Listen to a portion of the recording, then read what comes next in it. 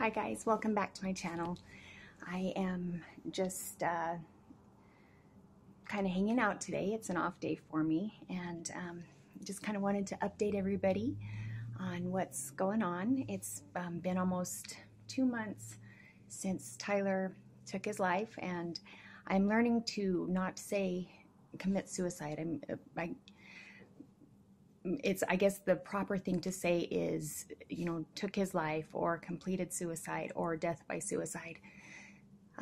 So it's kind of like new terminology that I'm having to learn just by going through this. And I started going to a support group, and I think that that's going to be really helpful. And I'm still in counseling and working through that. I'm still trying to keep busy. We have a lot of snow here in Idaho, and so I haven't been so good at getting out to exercise like I should, but I hope that as the weather warms up I can get out and do more of it.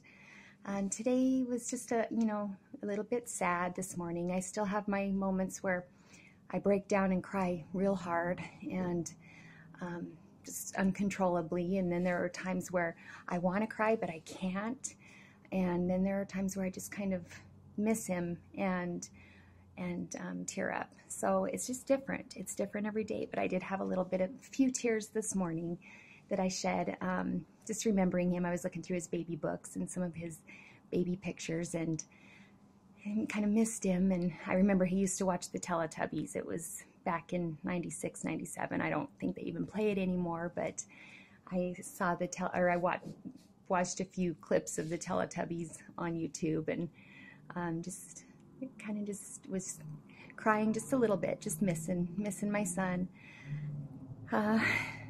I feel your prayers, and I want to thank you guys so much. Again, every time I get on, I want to thank you for praying, because I do feel the prayers, and I'm kind of worried that, it's normal. Everybody goes on with their life, but the person who lost somebody, it takes a little bit longer. So I'm kind of worried that when the prayers stop, that true pain is going to come. But God's got me in his hands, so no matter what, he has a plan for this, and he'll take our broken hearts and make something good of them. So I'm not too worried about that, but I do want to thank you for the prayers, because it feels like the pain is encapsulated in grace. It's not unbearable for us, even though we miss him tremendously. We're so thankful he's in heaven.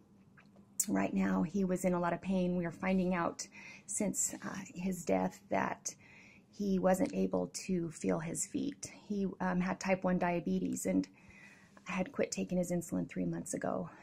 He doesn't remember a time that he has never had diabetes. He had just turned 5 when he was first diagnosed, and so he doesn't remember a time. And he really, the past few years, as a firefighter, it hasn't done well for him. Just working hard and taking insulin has dropped his blood sugar. He was down and helping in the California fires, and ended up having a seizure and pulled off the fire and sent back home to Oregon. And it really disturbed him. And so I think we're finding out he was in a deep depression, and he was losing sensation in his feet because he had quit taking his insulin. He just didn't want to have any more seizures being on the fire. So his blood sugar was always high, and you can't work well with that either, with high blood sugar. So he had lost sensation in his feet, and he had sores on his feet, and we're kind of wondering if maybe he felt that his career at 21 was already over with the foot problems and stuff. So I don't know, I just imagine he just had extreme hopelessness and despair. Are you leaving? Yeah. Okay. I'm just doing a YouTube video. Oh.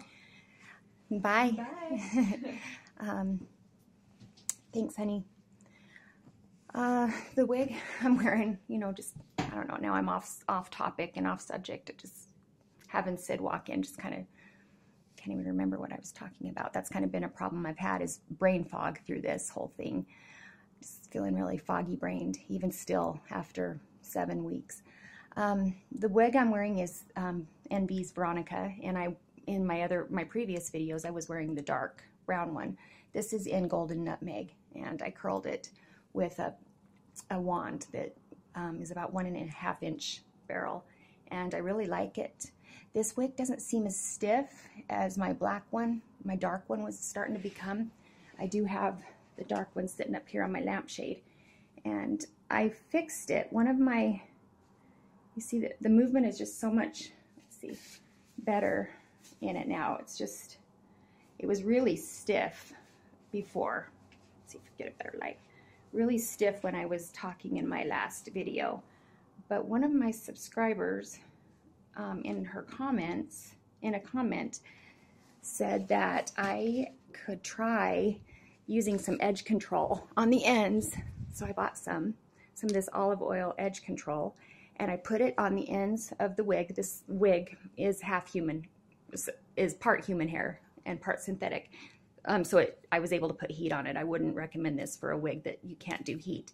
But a little bit of edge control on the ends, and then flat iron it, put some heat on it to seal it in, and then I sprayed it with some argan oil.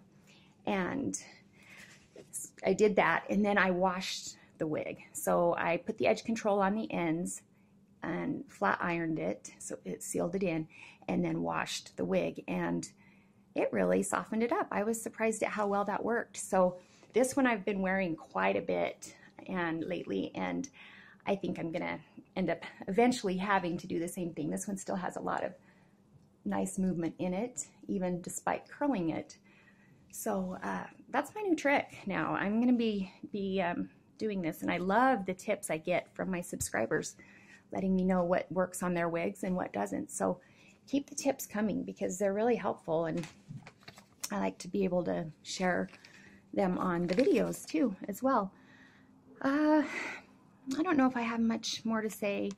You know, wanting to know answers as to why Tyler did it is helpful. I mean, we're speculating, but you know, we don't know, and does it really matter? What matters is where he is now, and he's out of pain, and that brings me such joy and such hope that someday I will see him again soon. So what else was I gonna say?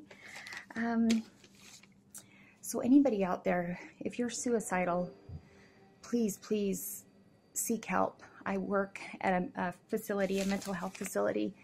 I'm a psych nurse, and I see them now in a different light. You know, before it used to be I would ask them, are you suicidal? And, you know, I would be sensitive and care for them if they said they were. But now it's like I have a spot in my heart for those who are suicidal because of Tyler. It's like I want to beg them to please know that they're valuable and know that they're worthy. And so it's changed my aspect at work.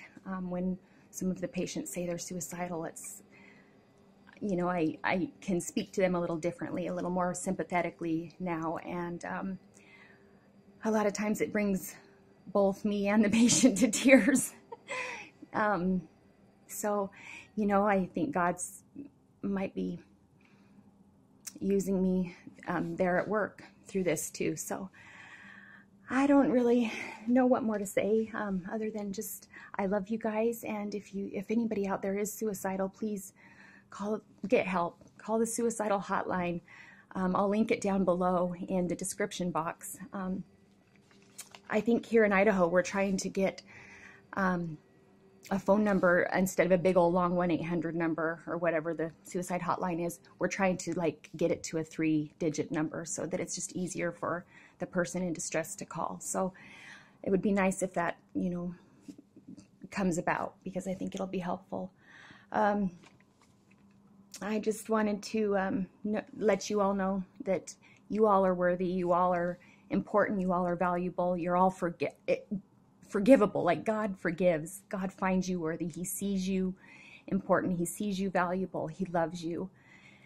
And despite what you're going through, whether you're suicidal or not, if your day is feeling down today, just know that you are important, you are valuable, and you are to other people. You are to me. I love you guys, even though I don't know many of you. Most of you I don't know, but I love you.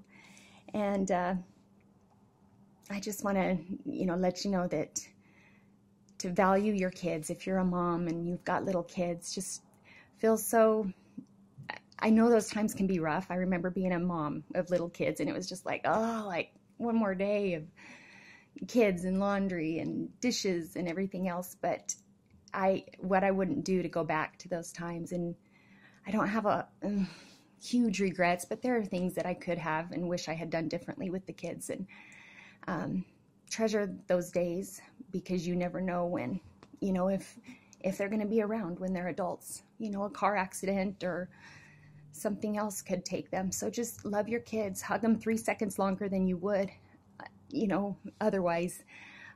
Like I always say, stand out in the rain and wave goodbye. And I've done that now with anyone I love. When they leave our house, I go stand outside. Rain, sun, snow, wind, it doesn't matter. To wave goodbye, because you never know if it's going to be the last time you see him. It was for Tyler. And I'll never forget the last hug. I did hold him a little bit longer, and I can still feel it, still feel his body. And when I stood out in the rain as he was loading the truck and took off with his friend, I'll never forget the smile on his face and the big wave. He just waved. And I had never stood out before in the rain or anything waving goodbye. I just say goodbye at the door. But I think God led me to do that because he knew that would be the last memory I'd have of my son. And so I'm just encouraging you guys to do the same, because you never know when the last time will be that you will see a loved one. And I hope that memory never fades from my mind. I hope the feeling of me hugging him never fades, because I hold on to that. And he was such a loving son. He really loved me, and I loved him. We had a lot in common. So I just encourage you to just cherish the time you have with your kids right now, and love on them, and spend a few minutes longer than you would. Listen to them, validate them, look them in the eye, hug them 3 seconds longer than you would normally. To just stand out in the rain, accept their friends, even though it's hard. I know it can be. And sometimes when they're younger, you do have to keep them from certain friends and stuff. But I'm just saying, you know, as they get older, sometimes they don't pick the best of friends, and you just have to accept them, because you don't want to lose your child, you know, the relationship you have, because you can't accept somebody they're with. So this is the life we live, and we need to live it to the fullest and love as much as we can. I love you guys, and I will see you in my next video. Talk to you later.